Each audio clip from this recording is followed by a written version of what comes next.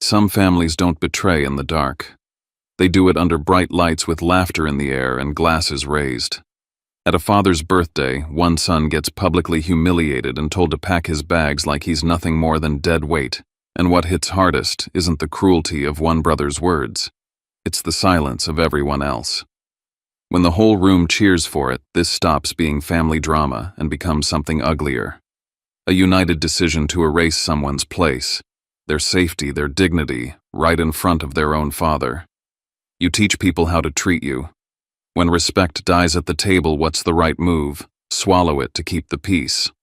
Or respond in a way that draws a hard line and forces them to face what they've turned into. Before we dive into today's story, let us know where you're tuning in from. It's always amazing to see where our stories travel. Don't forget to subscribe so you won't miss the next twist in this journey. Now, let's listen to him from the heart. Looking back, it all feels like a different life. A timeline split by lost choices and a house that refused to let go. If you had met me 5 or 6 years ago, you'd have found a version of myself on the rise in Seattle, 26 and hungry. The kind of guy who drank black coffee, lived for late-night campaign launches, and measured his worth by project wins and LinkedIn recommendations. My apartment overlooked the gray-blue expanse of Elliott Bay. I had a girlfriend who worked at a nonprofit, a fantasy of maybe settling down one day if we both stopped working weekends. On the phone, my dad's voice always sounded older than I remembered, but I chalked it up to the miles and his stubborn reluctance to use FaceTime. My mother was the one who texted memes and photos of her blooming garden, who reminded me not to wait too long before visiting. Then came the call, my sister Tamsin's voice trembling on the line. The news about Mom's breast cancer, returning the late-night flights, the hospital rooms that reeked of antiseptic and denial. When she died, the silence in that house on Franklin Street became absolute. Dad drifted through the days, shuffling from his chair to the window and back again, sometimes forgetting to eat, sometimes letting the kitchen faucet run all night. I found myself ping-ponging across the country, burning vacation days and air miles, always thinking I could keep my life in Seattle and still be the good son. But after the third time I flew back and found unpaid bills stacked beside the fruit bowl, and Dad so thin I could see the bones in his wrist, the illusion crumbled. I remember the phone call from my brother Pierce as if it happened yesterday. His voice was brisk, layered with the kind of authority you get from years as a CFO, comfortable, untouchable, practiced in crisis management. "Cass, you need to get home. Dad's not doing well and I have a lot on my plate. You're more flexible. We just need someone there. You know, I asked if he'd visited lately." He deflected, talking about quarterly reports and who else would do it. I knew what he was really saying. I didn't have kids or a mortgage. I was the most convenient option for the family's loose ends. So I packed my life in cardboard, promising my boss I'd only be gone for a few weeks. I left my apartment keys with my girlfriend, who didn't say she'd wait, but didn't say goodbye either. Arriving at the family house in Old Town Alexandria was like stepping into a mausoleum curated by my mother's gentle touch. I found recipe cards in her looping cursive, a half-finished sweater on the arm of the couch, her favorite blue mug still on the drying rack. I took over the logistics, setting out Dad's meds each night, driving him to physical therapy, dealing with repairs and old pipes that groaned in the winter. I called doctors, organized insurance forms, scheduled checkups, paid taxes. I watched Dad slip between lucid days and moments of fog, sometimes mistaking me for my uncle or asking after Mom as if she'd just left for the market. The weeks bled into months. Seattle felt like another world. Eventually, the emails from work slowed, replaced by short take care notes and then silence. I didn't make any dramatic announcement. I just stopped forwarding my calls. My girlfriend called less and less, her voice sounding further away each time, until the last conversation when she asked, "Is this really your life now?" and I didn't have an answer. I became that person you hear about, but never see, the adult child who puts life on hold for a parent. In the mirror, I watched my ambition turn into something harder and quieter, a kind of stubborn love that didn't care how it looked. Pierce visited once that spring. He swept in wearing his tailored suit, holding a gift bag for Dad with a bottle of good whiskey, but he spent most of his visit tapping on his phone. He listened as I updated him on Dad's blood pressure, nodded at the mention of the neurologist, but his questions turned quickly. "What's the property tax here these days, Cass? You know, this neighborhood's gone up like crazy. Are the estate docs up to date?" He asked if Dad had ever talked about updating his will, and I could feel his eyes measuring the house column's square footage potential. Tamsin called a few times, always polite, asking about Dad's spirits before inevitably circling around to, has he made any new plans for the house? I started feeling less like a son and more like a placeholder, the house sitter for a prize neither of them wanted to tend, but both wanted to claim. One night, going through a stack of Dad's papers looking for a medical bill, I found a jumble of documents in the bottom drawer, my mom's original deed, old insurance statements, and tucked between them a note in handwriting that wasn't Dad's update power of attorney. The phrase made the back of my neck prickle. I put everything back, but a restlessness settled in. Mom always said this house wasn't just a building. It's a haven, she told me, and whoever keeps it keeps the family. I remembered that standing in the kitchen with the hum of the fridge and the old clock ticking. But more and more I felt like I was squatting on shifting sand. Pierce had always liked to get ahead of things, especially paperwork. It occurred to me uncomfortably that being the one who stayed could just as easily make me a target as a hero. That night, as I turned off the downstairs lights, my phone buzzed with a text from Pierce. I'm coming back next month. There's some paperwork Dad needs to sign. Don't let it slip. At the time, I thought my battle was against Dad's loneliness, the weight of an old house, and a grief that wouldn't let go. I didn't realize yet that what was coming for me wasn't loss. It was a plan. 2 years before everything boiled over, the house seemed quieter, but beneath the surface, the pieces were shifting. It started with an appointment at the clinic in Arlington, just a routine checkup for Dad, but it would end up rewriting everything. That's when we met Serafina Vale. She was the kind of nurse who remembers everyone's birthday, who asks about the little things that matter. Dad was having a rough morning, confused and irritable, and she sat with him, talking softly, dropping my mother's name as if it was some magic spell. I caught the flicker in his eyes, the way grief and hope warred inside him. Serafina was attentive, quick to notice Dad's preferences, but she also peppered me with questions: who handled his schedule, which family member was around the most, who took care of the house. Her tone was warm, but clinical, as if she were collecting data rather than making conversation. Dad perked up after that visit. He wanted to get out of the house, try new restaurants, join a local book club for retirees. I wanted to be happy for him, I really did. But when Serafina began showing up with homemade soup and offers to drive Dad to his appointments, I started watching her closely. She settled into our routines, never overstepping at first. She offered to help with small chores, lining up his meds for the week, organizing the pillbox, running errands. She called herself a friend of the family, but I could tell she wanted more. I noticed how she positioned herself as the only one who got him, and how she seemed to need me out of the way. When Pierce called one night, his tone was softer than usual. Honestly, Cass, if she's willing to take care of Dad, you might want to start planning your return to Seattle. You deserve your own life. Tamsin echoed the same sentiment almost verbatim, as if someone had given her talking points. I could hear the relief in their voices. They wanted to be free of the obligation, even if it meant trading Dad's independence for their convenience. 6 months later, Dad told me he wanted to marry Serafina. The speed of it knocked me off balance, but I didn't push back. I was too afraid that saying no would send him spiraling again. They had a modest ceremony. Afterward, the atmosphere in the house began to warp. Serafina brought up marital privacy and asked if I'd mind moving into the smaller guest room. She redecorated shifting photos, boxing up my mother's keepsakes, adding her own framed certificates to the study wall. These old houses are a lot for Graham at his age, she'd say at dinner, her voice casual. Have you considered how much easier it would be to downsize, less taxes, fewer stairs? Maybe we should talk about selling. I caught a glimpse of her one afternoon, scrolling through listings for luxury condos on the Alexandria waterfront. She flipped her phone over as I walked by, smile tight. I wanted to believe I was being paranoid, but I couldn't shake the feeling that her gaze lingered too long on Zillow, not on Dad. It didn't take long before Pierce and Serafina started operating as a unit. He made more frequent trips from New York, but only when Dad was out at physical therapy. Once I walked in to find the two of them at the kitchen table, heads bent over a sheaf of paperwork labeled with phrases like power of attorney valuation and consultation. Serafina laughed when I asked about it, claiming it was just insurance stuff for Dad's protection. Pierce insisted I was being hypersensitive, but I saw the look that passed between them, a flicker of shared understanding. That evening, as I sorted recycling, I found a torn envelope from an estate services firm in Alexandria, the letter inside hastily shredded. When I asked Serafina, she waved it off. Probably junk mail. You know how these places are always sending stuff.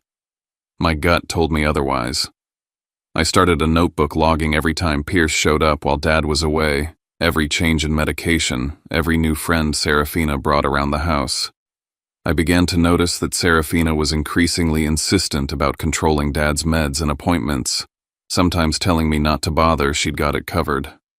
Sheila, our neighbor across the street, mentioned to me in passing that there had been a few strangers stopping to take pictures of the house. Maybe real estate scouts, she guessed. But I saw the glint in her eye. She was giving me a warning.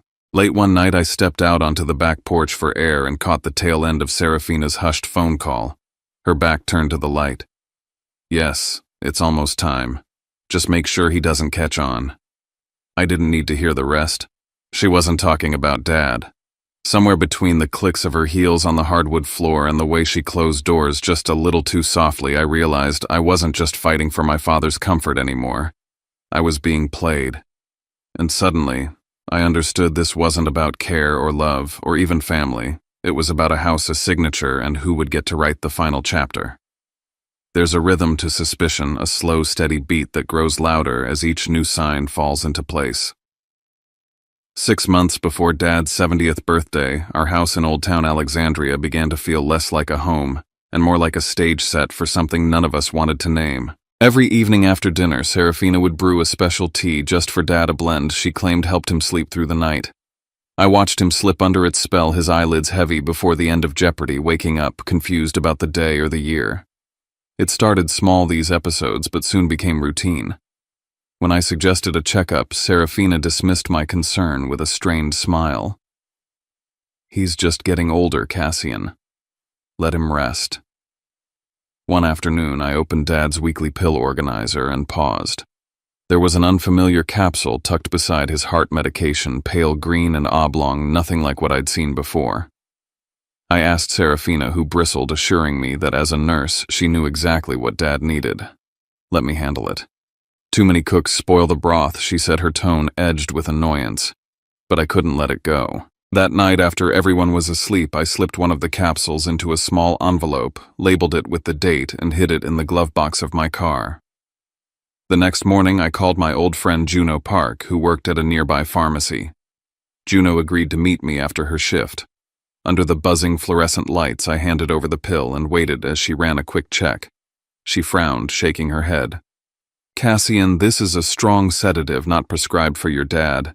Whoever's giving him this isn't just helping him sleep. This is the kind of medication that makes someone compliant foggy. My heart thudded. I realized in that moment that what I'd taken for natural decline might be manufactured. The realization felt like falling through ice. Meanwhile, odd things kept happening around the house. Sheila, our neighbor, mentioned she'd seen a man with a measuring tape walking the property, snapping photos of our front porch, checking the basement windows. When I asked Serafina, she said a friend was considering a home renovation and wanted ideas for layouts.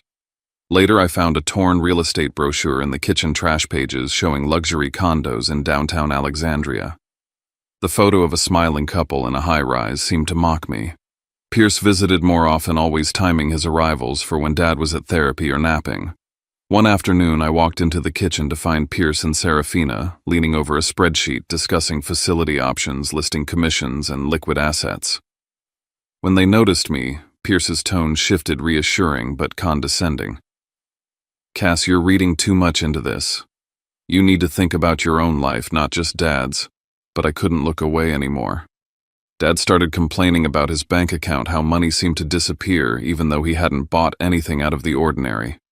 Serafina brushed it off, claiming she managed his online banking for convenience. I started snapping photos of every odd transaction, consulting fees, management services, small transfers I couldn't explain. The final confirmation arrived one rainy Tuesday when I was helping Dad with a new phone app.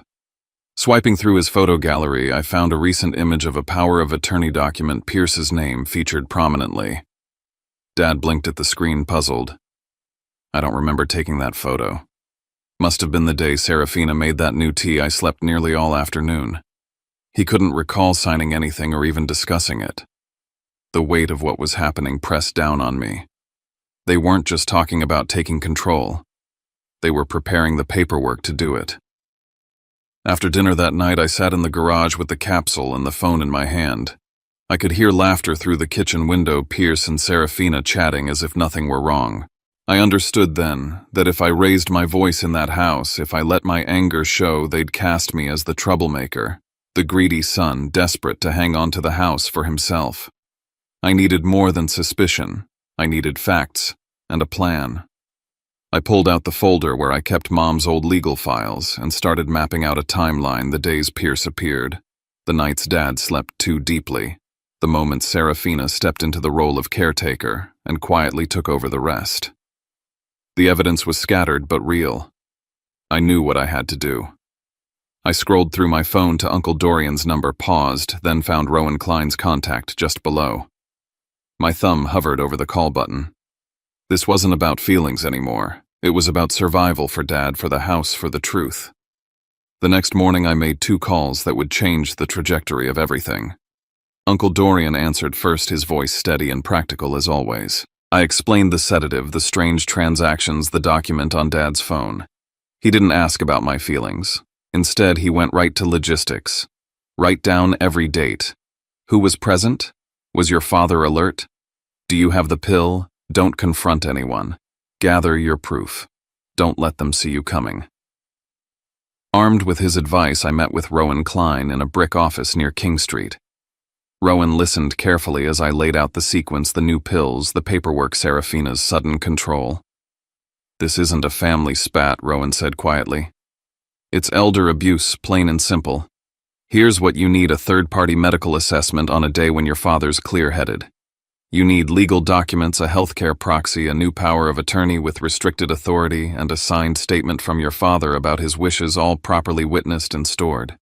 Most importantly, you need evidence, photos, timelines, witnesses. He warned me that if Pierce and Serafina were planning to sell, they'd likely use a big family event like Dad's birthday to pressure him into signing everything at once, surrounded by people who'd support their story. With a growing sense of urgency, I arranged an appointment with Dr. Annika Deshmukh, an independent geriatrician.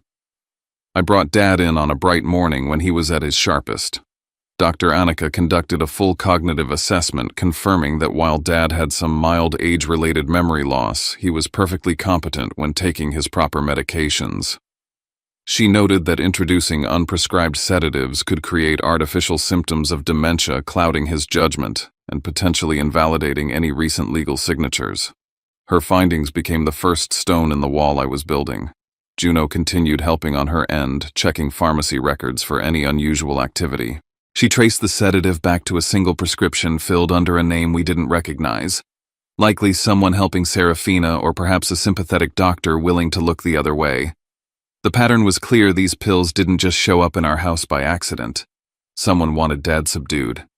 Rowan drafted a new set of legal documents, a healthcare proxy granting decision-making power jointly to me and Uncle Dorian, a limited power of attorney requiring both our signatures for any major actions, and a formal statement of Dad's wish to remain in his home with in-home care as needed. We chose a day when Serafina was out. She'd gone to a wellness seminar in Arlington, though I doubted the meeting existed. Dad signed everything in Rowan's presence with Dr. Annika and a notary as witnesses. The originals went into Rowan's office safe. I made copies and hid them in the old toolbox Dad kept in the garage, a place Serafina never touched. Meanwhile, Sheila from across the street sent me photos she'd taken of a man in a suit pacing our sidewalk, tape measure in hand, snapping pictures of the windows and jotting notes on a clipboard. I printed the photos and filed them away with the rest of my evidence.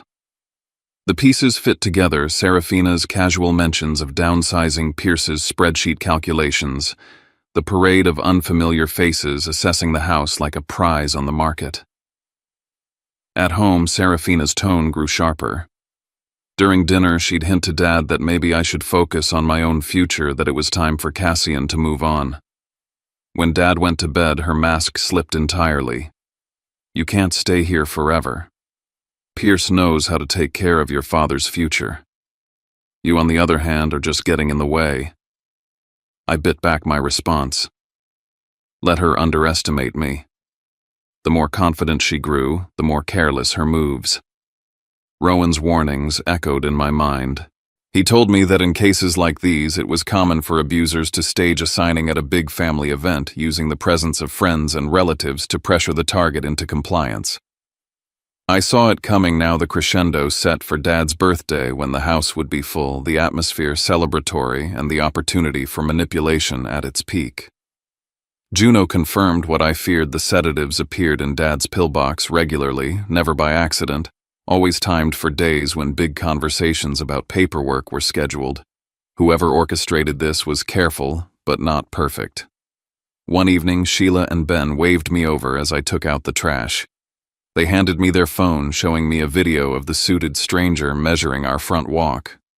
Looks like someone's making plans you haven't agreed to, Ben muttered. I thanked them, adding the video to my growing collection of evidence. Late that night, after Dad went to bed, I scrolled through his phone and found a new calendar event I hadn't created. Notary appointment scheduled for a Thursday afternoon when I'd be out buying groceries. The invite hadn't come from me or Dad. It was a glaring sign that the pressure was mounting. The window for action narrowing. That night, I finally set up the cameras Rowan had advised, small, unobtrusive, covering the kitchen, the study, and the entryway. As I checked the feeds from my laptop, I realized that the next few months wouldn't just be about caring for Dad or saving a house. They would be about documenting every move, preparing for the day when everything would come to a head. As I turned off the lights, I rehearsed my own plan for Dad's birthday, not just a celebration, but a checkpoint, a turning point, the day I would be ready to fight back with more than just my word. By the time summer leaned into fall, the pressure inside the house became visible, like cracks spreading through old plaster. 3 or 4 months before my father's 70th birthday, Serafina stopped pretending that we were on the same side. I finished installing the cameras one quiet afternoon while she was out, placing them only in common areas, exactly as Rowan had instructed. Within the first week, they caught what my instincts had been screaming for months. Late at night, Serafina stood at the kitchen counter, opened my father's pill organizer, and calmly rearranged the contents. She removed one capsule, replaced it with another, then slid the box back into the drawer as if nothing had happened. I didn't confront her. I copied the footage, encrypted it, and stored it where she couldn't reach. Not long after, I saw her begin a different campaign. At the senior center, where she now insisted on taking my father twice a week, she leaned into conversations with other spouses and staff, her voice pitched just loud enough. She talked about how overwhelmed I seemed, how I snapped too easily, how burnout made people irrational. I stood a few feet away listening as my reputation was quietly rewritten. She wasn't trying to fight me directly. She was eroding my credibility, one comment at a time. Pierce arrived one Friday afternoon carrying glossy brochures for Riverstone Harbor Senior Living, a high-end facility overlooking the Potomac. He spoke to my father gently, outlining all the amenities, the safety, the freedom it would give me. I watched my father's shoulders slump as Pierce framed the conversation around burden and inevitability. "You don't want to hold Cassian back," Pierce said, as if this were a kindness. I realized then that the goal wasn't just to sell the house. It was to make my father believe leaving it was his idea. Tamsin followed suit. On a video call, she repeated Pierce's phrases almost word for word, accusing me of being controlling, of keeping Dad to myself, because I was afraid of losing my place. Hearing it out loud stung more than I expected. It was one thing to fight Serafina. It was another to see my own sister recruited into the story they were telling. The financial pressure came next. I brought Dad to the local bank under the pretense of reviewing a small charge he didn't recognize. The teller pulled up his account history and pointed out a pattern of recurring transfers to a financial consulting entity. When I asked who authorized them, she explained that only the most recent authorized agent could make changes. The implication was clear paperwork already existed that could shut me out completely. The most brazen move came disguised as politeness. I noticed a notary appointment on Dad's calendar scheduled for a time when Serafina insisted I run errands. "I'll handle it," she said lightly. "Just some care-related forms." I pretended to agree, then circled back early. Through the front window, I saw Pierce seated with a stranger at the dining table, documents spread out, my father slumped in his chair, eyes unfocused. I interrupted with a simple excuse about lunch. While they regrouped, I snapped a photo of the document cover and caught the notary's name. I sent everything straight to Rowan. Rowan's response was immediate and grim. This wasn't over. If anything, it meant they were accelerating. He warned me they would try again in a setting where I'd be outnumbered and pressured into silence. Uncle Dorian agreed. They'll pick a day when no one wants to make a scene, he said. A celebration. That night, as I cleared the printer tray, a page caught my eye. An email confirmation Kent Hallberg confirmed attendance. I didn't recognize the name. A moment later, Serafina's laptop screen lit up on the kitchen counter. A message preview flashed before it dimmed. Make sure he has the tea before the toast. My hands went cold. I finally understood that the birthday wasn't just a date on the calendar. It was their chosen moment. The weeks leading up to the birthday felt like running through fog with a clock ticking somewhere behind me. Serafina grew suspicious, commenting on strange noises, asking if I'd installed new devices.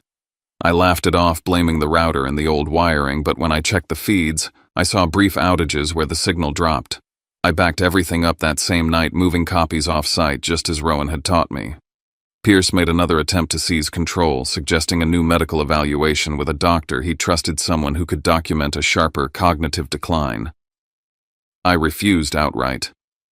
Pierce accused me of manipulation, of keeping Dad trapped. Rowan was firm when I told him. Don't let them create competing medical records, he said. That's how they box you in. Uncle Dorian arrived a few days later, pale but determined. He spent an afternoon alone with my father during one of his clearer windows. When they emerged, Dad looked shaken but resolved. He admitted that there were days he signed papers he barely remembered, days blurred by sleep and confusion.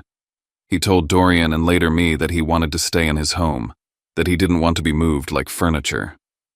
I reinforced that clarity with another visit to Dr. Annika, who documented my father's stable condition on his proper medications and reiterated her availability if needed. Meanwhile, a stack of printed drafts appeared on the printer listing strategies, commission outlines, staging plans. The name Kent Hallberg surfaced repeatedly. When I compared his name to the photos Sheila had taken of the man measuring our property, the match was undeniable. This wasn't theory anymore. It was logistics. I began shaping the birthday carefully, inviting people who had known my father for years, neighbors and old colleagues who could recognize when something was off. I put together a photo album tracing his life, keeping him engaged and grounded. I avoided anything that could be misrepresented as manipulation. Rowan walked me through every possible scenario. What to say first, which document to present, when to stop the proceedings, when to call for medical confirmation. The plan was precise, almost clinical. He emphasized one thing above all: don't argue. Let them expose themselves. The final confirmation came the night before the party. Pierce's message flashed across the shared screen in the living room. Tomorrow we finish this. Have Kent ready. I stood there long after the screen went dark, looking at my father asleep on the couch. The staircase behind him lined with family photos. My mother's smile frozen in time. They thought they were staging a celebration. They thought they were cornering me. What they didn't know was that everything they needed to defeat themselves was already in place. And all it would take at the right moment was one phone call. The morning of my father's 70th birthday arrived exactly as I expected it to, quiet on the surface, charged underneath. I woke before sunrise and moved through the house with deliberate calm, preparing food, setting out plates, arranging the living room so everything looked like a celebration instead of a courtroom. I kept my father engaged from the moment he came downstairs, talking him through breakfast, handing him his medication myself, making sure every pill matched the prescription. I needed him present, anchored for as long as possible. Serafina hovered nearby with an energy that didn't fit the occasion. She insisted on handling drinks, kept glancing at the clock, kept drifting back toward the kitchen as if guarding a control panel. I checked the cameras one last time, confirmed the backups were intact, then let the day unfold. Pierce arrived earlier than anyone else, carrying a gift bag that felt like an afterthought. He scanned the house the way an appraiser would, his eyes measuring space flow opportunity. Tamsin followed soon after and positioned herself beside him without even realizing it, already speaking in the careful language of safety and practicality. When Kent Halberg walked in dressed like he was heading to a boardroom instead of a birthday party, the picture finally completed itself. The stiff portfolio in his hand didn't belong in a room filled with balloons and photo albums. The neighbors and my father's old friends arrived next. They brought warmth with them, stories, shared memories, laughter that pulled my father into the present. I watched his posture straighten when someone mentioned a bridge he'd designed years ago, watched his eyes light up when he recognized faces from his past. That was the tether I needed in place. Serafina made her move just before the cake. She handed my father a drink she described as something to help him relax, her tone practiced and sweet. I didn't stop her. I noted the time instead. Within minutes, his speech slowed, his focus drifted. Pierce noticed immediately. Kent shifted closer. Pierce tapped his glass and began his speech, his voice smooth, rehearsed. He praised my father, talked about responsibility, about the future. Then he produced documents talking about decisions already made, about arrangements finalized. When he turned to me, the mask slipped. "Pack your bags, loser," he said loud enough for everyone to hear. "This house is going up for sale." A few people raised their glasses, uncertain, but following the lead they'd been given. Tamsin lifted hers automatically. My father looked at me confused, asking about the trip I'd mentioned weeks earlier, the one I hadn't given him yet. Pierce cut him off with a laugh, dismissing it as another impractical idea. I didn't argue, I didn't defend myself. I walked straight out the front door onto the porch and made one phone call. Rowan answered before the second ring. I told him exactly what was happening, nothing more. He said he was on the way. Uncle Dorian and Dr. Annika were already close. 10 minutes later, the front door opened again. Rowan stepped inside first, followed by Dorian and Dr. Annika. The room froze. Kent was mid-motion, opening his portfolio. Pierce was holding a pen. Rowan's voice cut cleanly through the tension, instructing everyone to stop. He announced the existence of binding healthcare and decision-making documents, named Dorian and me as authorized agents, and warned that any attempt to proceed would carry consequences. Pierce exploded, shouting that I was a parasite, that I was manipulating the situation. Serafina joined in, accusing me of surveillance, of sabotage, her voice rising as the plan unraveled in front of witnesses. Dr. Annika approached my father, calmly asked his consent, and began a brief evaluation. She explained the need for testing the signs she was observing. Rowan presented copies of the documents Pierce claimed to supersede, explaining precisely why they did not. When Kent realized the situation he'd walked into, his confidence vanished. Rowan made it clear what continued involvement would imply. Kent closed his portfolio and stepped back, announcing he was withdrawing. Tamsin finally spoke, asking Pierce why there were unfamiliar medications involved, why a real estate agent was here at all. Serafina, cornered and frantic, lost control. She shouted about money, about plans, about what she'd been promised. Every word landed like a confession. The shouting escalated, overlapping accusations filling the room. My father gripped my hand, his focus returning as the fog lifted. The celebration collapsed into truth. I watched it all in silence. I hadn't needed to fight. I had only needed to let them talk. The next day began with paperwork instead of apologies. Rowan filed emergency motions before noon, freezing any attempt to transfer property or access accounts. The bank complied once the documentation was presented. Transactions stopped, lines of credit locked. Dr. Annika's results arrived shortly after. The presence of medication that had never been prescribed was documented clearly and professionally. It reframed everything. What had been dismissed as family disagreement now carried a different weight. Protective Services opened an inquiry. They interviewed neighbors, reviewed footage, examined records. The pattern was impossible to ignore once laid out in order. Serafina was removed from the house. Locks were changed. Access revoked. Pierce's financial maneuvers surfaced next. Regular transfers, structured just small enough to avoid notice, led back to arrangements he'd orchestrated. Tamsin confronted him and finally saw the story she'd been repeating collapse under evidence. My father recovered steadily once his medication was corrected. His speech sharpened. His memory stabilized. He set boundaries with a clarity I hadn't seen in years. Weeks turned into months. Legal consequences followed their course. Some relationships didn't survive. Others slowly began to mend. The house remained. Quiet again. Whole. And that's where his story lands after the shouting, after the phone call, after the moment the room finally realized they weren't just making a joke. Sometimes the sharpest wound isn't losing a thing. It's watching the people who should protect someone clap while it happens. And when that kind of disrespect is served like dessert at a family table, it changes what a person is willing to tolerate. What we can hold on to together is this. We don't get to choose the family we were born into, but we do get to choose what we accept and what we walk away from. Boundaries aren't cruelty. They're clarity. And even when a situation is messy, choosing dignity can still leave room for compassion without handing our peace back to the people who broke it. If you'd like to stay with us, subscribe and come back for the next story. And if you feel comfortable, leave a few lines in the comments where you're listening from or the moment you knew you had to draw a line. Thanks for spending this time with us. Take care, and we'll see you soon.